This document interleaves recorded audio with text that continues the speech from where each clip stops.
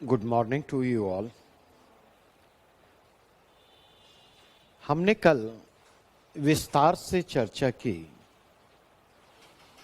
कि आधुनिक काल की शुरुआत का मतलब क्या है, और अपनी इसी चर्चा के क्रम में आधुनिक बोध और मध्ययुगीन बोध में क्या फर्क है, हमने उसकी चर्चा की। और चर्चा करते हुए कहा कि जहां मध्ययुगीन बोध के केंद्र में आस्था और भावुकता है, वहीं आधुनिक बोध के केंद्र में तर्क और बौद्धिकता है। जहां मध्ययुगीन चिंतन धर्म केंद्रित चिंतन को लेकर आता, ईश्वर केंद्रित चिंतन को लेकर आता, वहीं पर आधुनिक चिंतन धर्मनिरपेक्ष चिंतन की प्रस्तावना करता है। आधुनिक चिंतन मनुष्य केंद्रित चिंतन की प्रस्तावना करता है। जहां मध्ययुगीन चिंतन के केंद्र में मनुष्य की आध्यात्मिक मुक्ति की चिंता है, वहीं पर आधुनिक चिंतन के केंद्र में मनुष्य की आध्यात्मिक मुक्ति की बजाय शोषण उत्पीड़न से मनुष्य की मुक्ति की चिंता है। वहीं आधुनिक चिंतन जड़ता से मुक्ति की प्रस्तावना करता हुआ था। मध्ययुगीन समाज में आप देखें तो जड़ता है, यथा स्थितिवाद के प्रति आग्रह है, लेकिन आधुनिक समाज जो है वह एक गतिशील समाज है, उसमें गत्यात्मकता है। इसी क्रम में हमने विस्तार से आपके साथ चर्चा की और चर्चा करते हुए बतलाया कि किस प्रकार आधुनिकता का आगमन आधुनिक भावबोध की पृष्ठभूमि तैयार करता है, और आधुनिक भावबोध के ये मूल्य अस्तित्ववादी चिंतन के आविर्भाव को संभव बनाते हुए आते। आज मैं अपनी चर्चा को यहीं से आगे बढ़ाना चाहूंगा, क्योंकि हमें जिस बिंदु को डिस्कस करना है वह है आधुनिक काल की शुरुआत।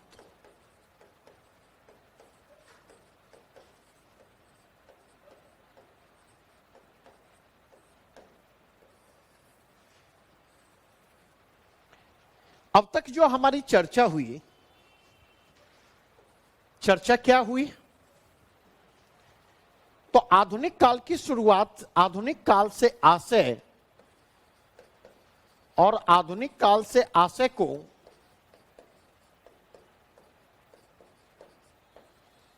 स्पष्ट करते हुए हमने क्या कहा? आधुनिक काल आधुनिकता के आगमन का संकेत देता है,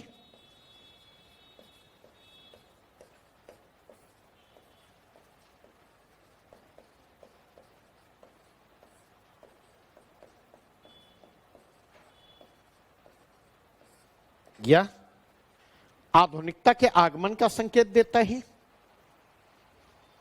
आधुनिक काल जो है वह आधुनिक चिंतन की शुरुआत का संकेत देता है।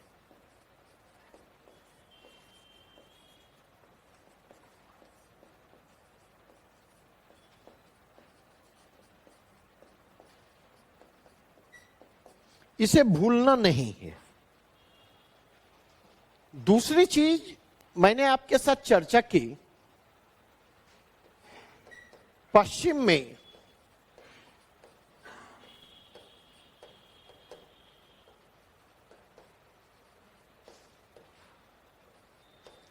आधुनिकता का आगमन,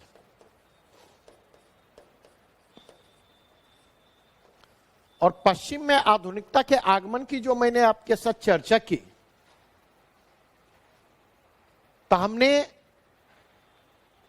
दो चरणों में आधुनिकता के आगमन की चर्चा की।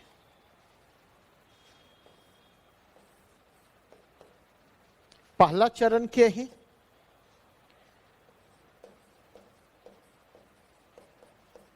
रेनेशा के साथ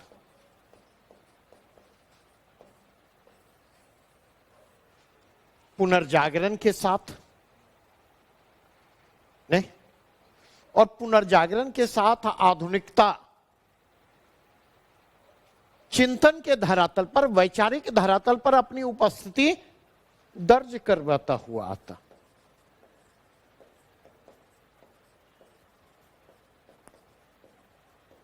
चिंतन के धरातल पर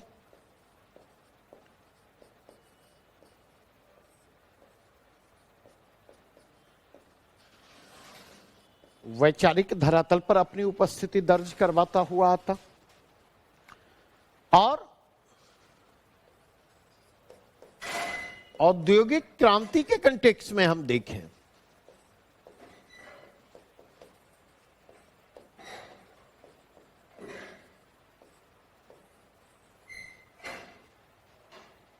औद्योगिक क्रांति के आगमन की पृष्ठभूमि में अगर देखें तो इस आधुनिकता ने सीधे सीधे हमारे जीवन को प्रभावित करना शुरू किया।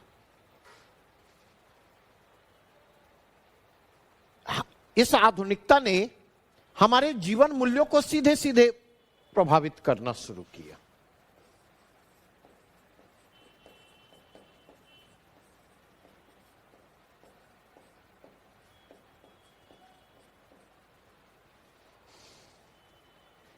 ये तो पश्चिम की बात हुई।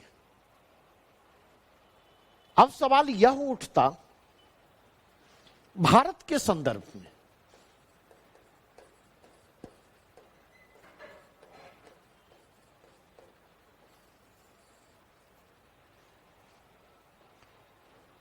भारत के संदर्भ में आधुनिकता की शुरुआत कहां से मानी जाए? आधुनिक काल का आगमन कब होता? और यहां पर मैं इंडियन कंटेक्स्ट की जब बात कर रहा था तो थोड़ा सा हिस्ट्री के कंटेक्स्ट में जाऊंगा। इतिहास में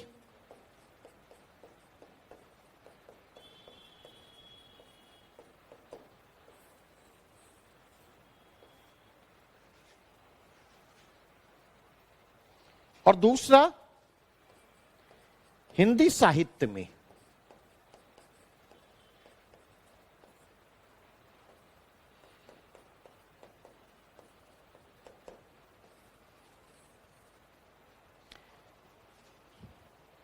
अगर इतिहास के कंटेक्स्ट में जाकर के देखें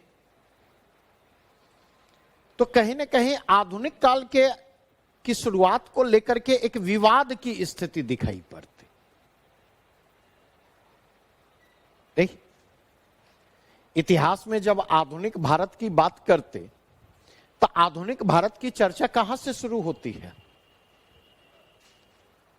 आधुनिक भारत की चर्चा 1707 ईस्वी से शुरू होती है।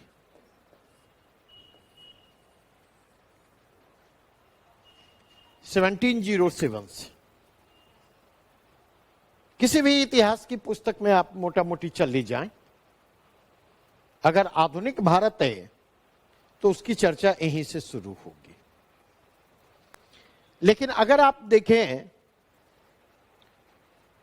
तो आधुनिक काल की शुरुआत को लेकर के कई सारी दावेदारियां इतिहास में हैं।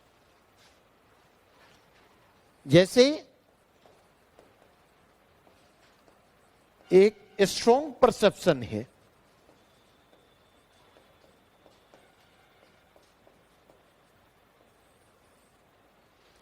इतिहासकारों का एक समूह आधुनिक काल की शुरुआत 19वीं सदी के आरंभ से मानता है। अपार्ट फ्रॉम दैट 1757, 1764, 1857 आधुनिक काल के संदर्भ में इन तीनों वर्षों की भी दावेदारी आती है। तो बेसिकली अगर यहां रुक करके देखें तो अगर 1707 देखें, 1757 देखें, 1764 देखें या 1857 को देखें, ये चारों तिथियां जो हैं वे कहीं ना कहीं आधुनिक काल की शुरुआत को राजनीतिक परिप्रेक्ष्य में देखती है और कहीं ना कहीं आधुनिक काल की शुरुआत की व्याख्या यहां पर किसके परिप्रेक्ष्य में करने की कोशिश की गई है? राजनीतिक घटनाओं के परिप्रेक्ष्य में करने की कोशिश की गई है। 1757 की बात की जाती, 1707 की बात की जाती, तो 1707 की तिथि का महत्व किस बात में है? औरंगजेब की मृत्यु, औरंगजेब की मृत्यु के बाद मुगल साम्राज्य केंद्रीकृत साम्राज्य के रूप में मुगल साम्राज्य के अवसान की प्रक्रिया शुरू होना और मुगल साम्राज्य का अवसान जिस पॉलिटिकल स्पेस को क्रिएट कर रहा, जिस राजनीतिक शून्य को क्रिएट कर रहा है, उस राजनीतिक शून्य को भरने के लिए किसका आगमन होता? तो कहीं ना कहीं कंपनी आगे आती है, ईस्ट इंडिया कंपनी आगे आती है, नहीं? और अगर इस परिप्रेक्ष्य में देखें तो आधुनिक काल का शुरुआती इतिहास जो है मुगल साम्राज्य की विरासत को सहेजने की कोशिश कर रहे मुगल शासक और भारत में अपने प्रभाव के विस्तार की कोशिश में लगी ईस्ट इंडिया कंपनी के टकराव और संघर्ष का काल है। और इस पॉइंट ऑफ व्यू से देखें तो 1707 का वर्ष जो है महत्वपूर्ण है। बिना 1707 से स्टार्ट किए हम आधुनिक काल में भारत किस तरह गुलामी की ओर बढ़ा, उस प्रक्रिया को समझना हमारे लिए मुमकिन नहीं होगा। 1757 के वर्ष पलासी के युद्ध के कारण इसको महत्व दिया जाता और अगर 1757 को देखें तो फाइनली 1707 से 1757 तक मुगल सत्ता और ईस्ट इंडिया कंपनी के बीच जो द्वंद्व चला या मुगल सत्ता की विरासत को संभालने वालों और ईस्ट इंडिया कंपनी के बीच जो द्वंद्व चला, इस द्वंद्व में ईस्ट इंडिया कंपनी के भारी पड़ने का संकेत लेकर आता। नहीं, 1754 के पलासी युद्ध में नवाब बंगाल के नवाब सिराजुद्दौला की पराजय क्या करती है? भारत पर कंपनी के नियंत्रण का आधार तैयार करती है। अब तक यह नियंत्रण प्रत्यक्ष था, परोक्ष था।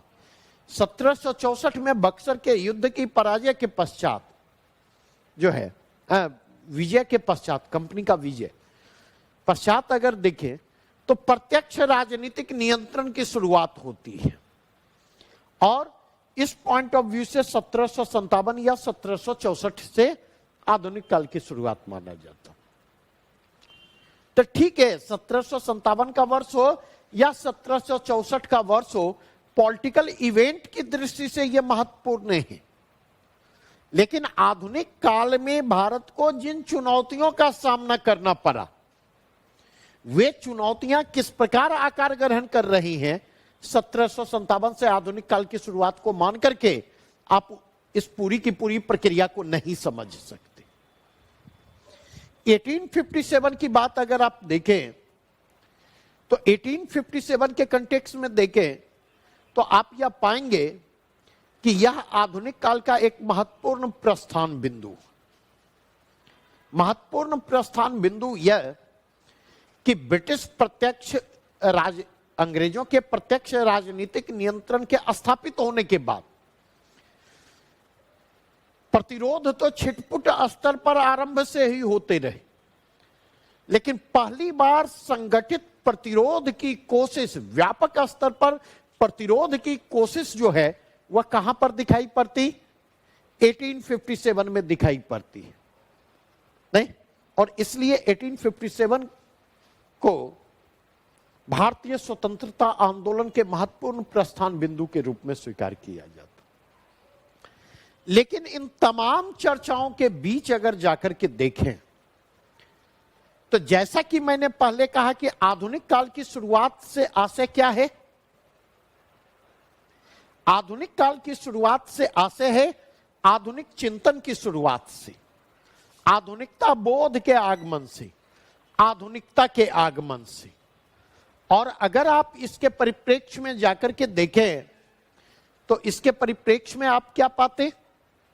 तो इसके परिप्रेक्ष्य में आप पाते हैं ना तो 1707, ना 1757 और ना ही 1764 का वर्ष जो है आधुनिकता के आगमन, आधुनिकता बोध के आगमन और आधुनिक चिंतन की शुरुआत का संकेत लेकर उपस्थित होता।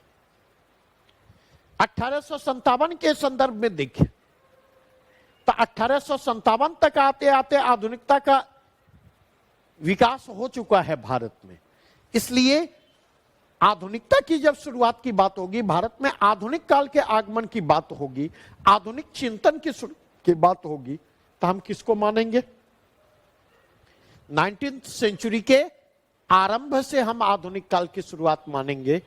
19th सेंचुरी के आरंभ में सोशियो रिलीजियस रिफॉर्म मूवमेंट, सामाजिक धार्मिक सुधार आंदोलन, जिसे पश्चिमी रेनेसां के समकक्ष रखकर देखा जाता है और जिसे भारतीय नवजागरण की संज्ञा दी गई है।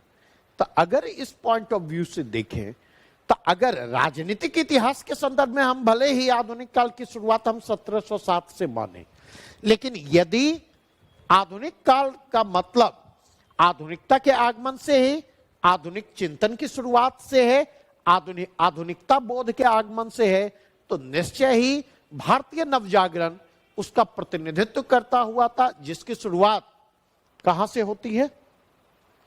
जिसकी शुरुआत 19वीं शताब्दी के आरंभ से होती है। और इसके लिए अगर कोई एक पर्टिकुलर डेट आइडेंटिफाई करना हो तो कौन सा डेट होगा? एक तो हुआ कि हमने लिया 19th सेंचुरी के आरंभ से इसकी शुरुआत होती। कोई पर्टिकुलर डेट आइडेंटिफाई करना हो तो 1805 के डेट को आइडेंटिफाई करेंगे। 1805 के साल को हम आइडेंटिफाई करेंगे। और 1805 के साल को हम क्यों आइडेंटिफाई करेंगे? क्योंकि 1805 में ही राजा राम मोहन राय की पुस्तिका तुहफत उल मुवाहिदीन का प्रकाशन होता।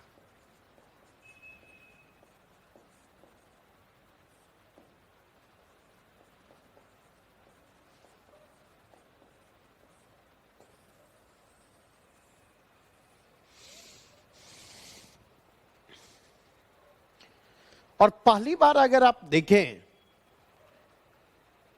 तो राजा राम मोहन राय ने ही 1805 में तुहफत उल मुवाहिदीन में जो है तर्क और बौद्धिकता की बात की, चिंतन के केंद्रीय मूल्य के रूप में, चिंतन के केंद्रवर्ती मूल्य के रूप में।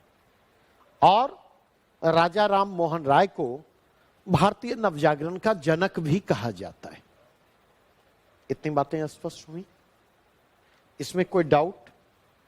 यहां तक जो चर्चा मैंने की, यहां तक की चर्चा में किसी प्रकार का कोई डाउट अगर है तो पूछ ले।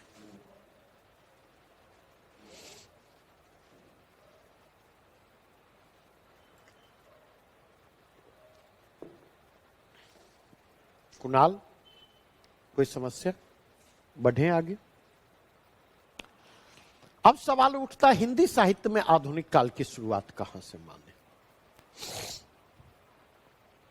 तो अगर आप जाकर के देखें, हिंदी साहित्य के संदर्भ में देखेंगे 3 दावेदारी आती है। आचार्य शुक्ल कब से मानते? संवत 1900 मीन्स 1843 ईस्वी। 1843। आचार्य हजारी प्रसाद द्विवेदी किसको मानते?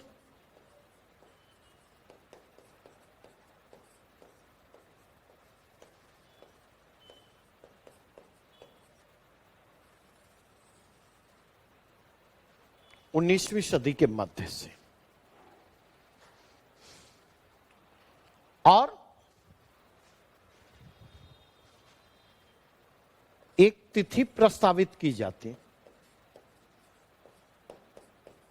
1857। अब हम ये गौर करें, इन तीनों में कोई अंतर है क्या? चाहे 1843 से माने, मिड 19th सेंचुरी से माने, या 1857 से माने, इन तीनों में कोई फर्क?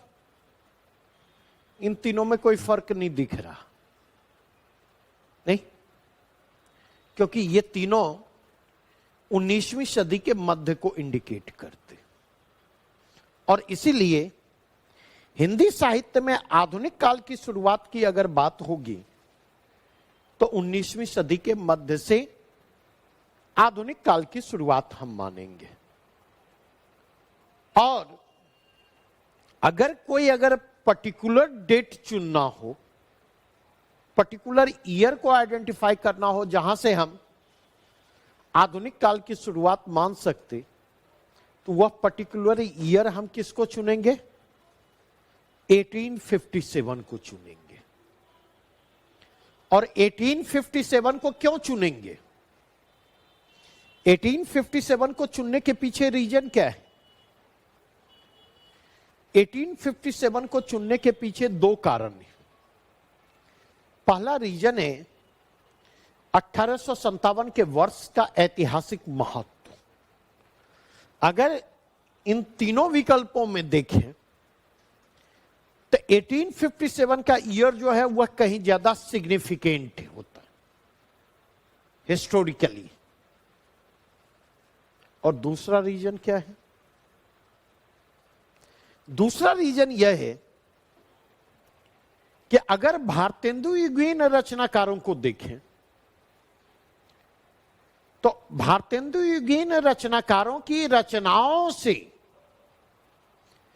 और विशेष रूप से भारतेंदु की रचनाओं से, इस बात के स्पष्ट संकेत मिलते हैं कि वे 1857 के विद्रोहियों और उनकी प्रगतिशील चेतना से प्रभावित थे।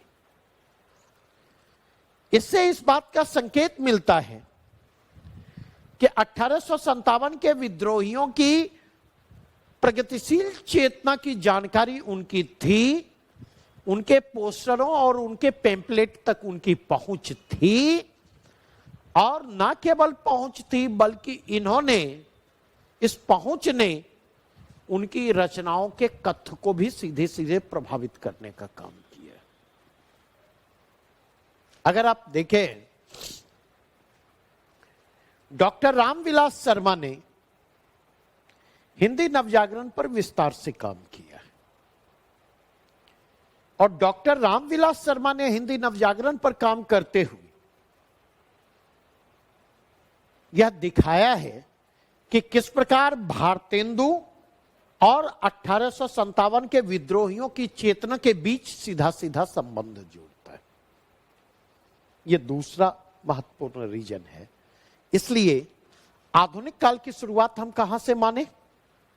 19वीं सदी के मध्य से माने। अब यहां से फिर मैं आगे बढ़ता, अगला डायमेंशन,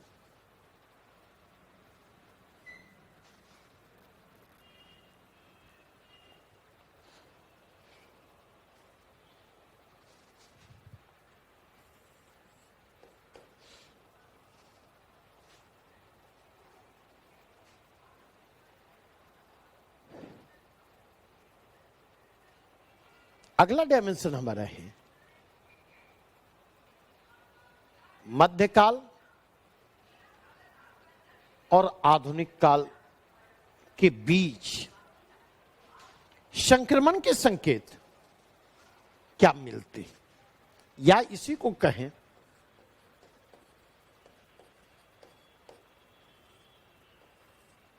या इसी को हम कहना चाहें, नहीं तो आधुनिक काल का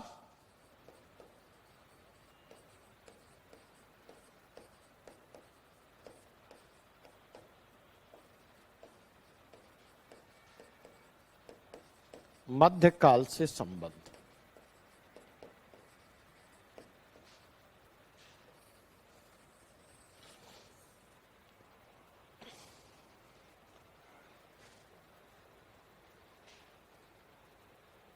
जरा गौर करेंगे, यह डायमेंशन बहुत ही महत्वपूर्ण है।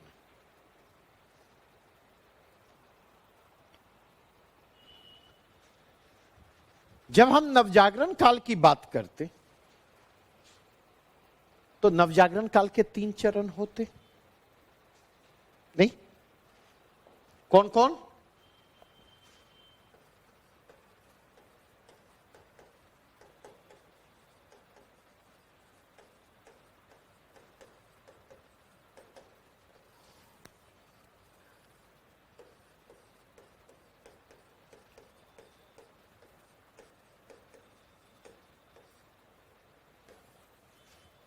पहला चरण है भारतेंदु युग,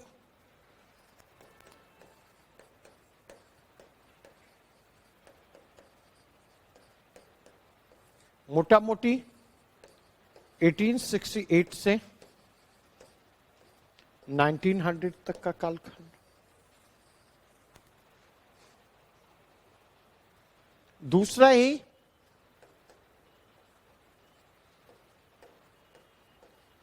द्विवेदी युग, 19 to 100 to 1918।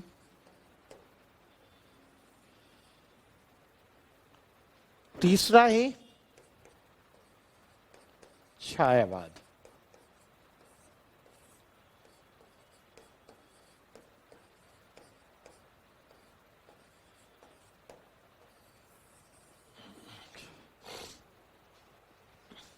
अब याद करें जब हमारी आपके साथ चर्चा हो रही थी मध्य युग पर और भक्ति काल से आगे हम रीति काल की तरफ बढ़े थे, तो हमने क्या चर्चा की थी? हमने चर्चा की थी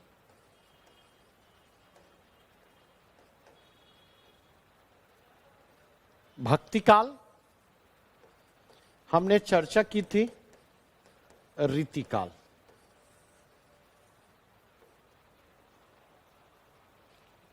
और चर्चा करते हुए कहा था कि कुछ मायने में भक्ति काल रीति काल के दायरे को लांघता हुआ आधुनिक काल के साथ संबंध जोड़ने को उत्सुक है।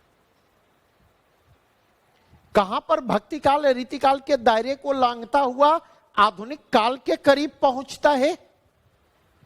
वो जगह कौन सी है? तो मानवीय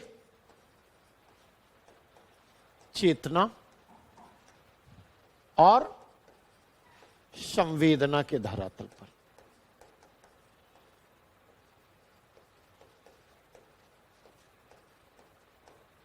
मानवीय चेतना और संवेदना के धरातल पर अगर आप जाकर के देखें तो भक्ति काल का दायरा अपेक्षाकृत क्या है? भक्ति काल का दायरा आपको अपेक्षाकृत व्यापक दिखाई पड़ता। कल जब मेरी चर्चा हो रही थी आधुनिक काल पर, तो हमने क्या कहा था? यह मानव केंद्रित चिंतन की प्रस्तावना करता। आधुनिक काल के केंद्र में बुनियादी मानवीय चिंताएं मौजूद हैं। और भक्ति आंदोलन पर चर्चा के क्रम में हमने इस बात की चर्चा की कि भक्ति आंदोलन भी बुनियादी मानवीय सरोकारों से प्रेरित है। भक्ति काव्य की भी चेतना मानवतावादी है, आधुनिक काव्य की भी चेतना मानवतावादी है। तब मानवतावादी चेतना के धरातल पर ये दोनों एक दूसरे के करीब पहुंचते हैं। लेकिन दोनों की मानवतावादी चेतना के में फर्क भी है क्या? और हाथ चलाते रहिएगा इन चीजों को लेकर के, क्योंकि प्रश्न क्या पूछे जाएंगे हम नहीं जानते। ठीक है, तो अगर आप देखें भक्ति काव्य की मानवतावादी चेतना पर धर्म और अध्यात्म का आवरण पड़ा हुआ है, और धर्म और अध्यात्म का यह आवरण भक्ति काव्य की मानवतावादी चेतना को किससे अलगाने का काम करता है? आधुनिक काव्य की मानवतावादी चेतना से अलगाने का काम करता। भक्ति काव्य की चेतना मानवतावादी है इसलिए क्योंकि भक्त कवियों ने धर्म, कर्मकांड और आचरण से परे हटकर धर्म की मूल संवेदना तक पहुंचने की कोशिश की। और जब वे कर्मकांड और आचरण से परे हटकर धर्म की मूल संवेदना तक पहुंचने की कोशिश करते तो उस स्थिति में क्या होता? उस स्थिति में मानो सत्य के रूप में प्रेम से उनका साक्षात्कार होता है, क्योंकि हर धर्म मनुष्य मात्र के प्रति प्रेम का संदेश देता हुआ आता, और यह संदेश भक्ति काव्य को बुनियादी मानवीय सरोकारों से जोड़ता हुआ उसकी चेतना को मानवतावादी बनाता है। अगर आप देखें आधुनिक काल की मानवतावादी चेतना को, आधुनिक काल की मानवतावादी चेतना जो है उसके केंद्र में क्या है? मनुष्य केंद्रित चिंतन है। आधुनिक काल की जो मानवतावादी चेतना है उस पर आपको धर्म या अध्यात्म धर्म या अध्यात्म के आवरण की जरूरत आधुनिक कवियों को नहीं रह गई।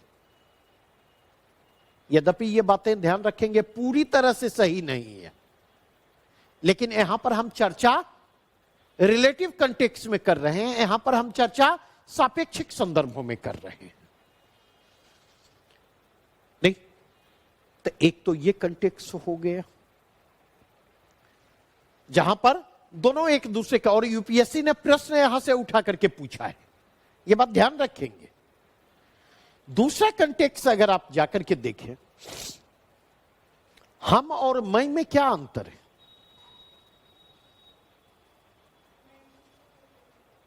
क्या? मैं इंडिविजुअल को रिप्रेजेंट करता है, हम जो है समूह को रिप्रेजेंट करता है। मतलब थोड़ा सा और इसको स्पष्ट करें। नहीं? एक जो है रोमांटिक मेलोडी जो है आज के दौर में काफी पॉपुलर है। अब विशेष तो मुझे ध्यान नहीं है, बस एक पंक्ति रेफर कर रहा हूं, मैं और तुम जो हम हो जाते, गाना है ना काफी पॉपुलर। नहीं, अब सवाल यह उठता है कि जहां मैं मौजूद हो क्या माना जा सकता है वहां पर व्यक्तिवादी चेतना है? बतलाइए। जहां पर मैं मौजूद हो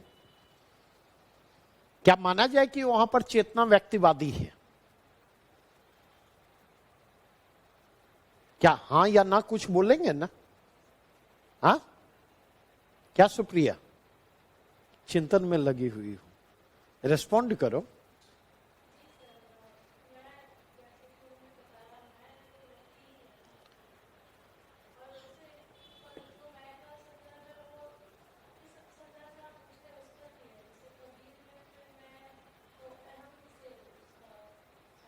अहम से मतलब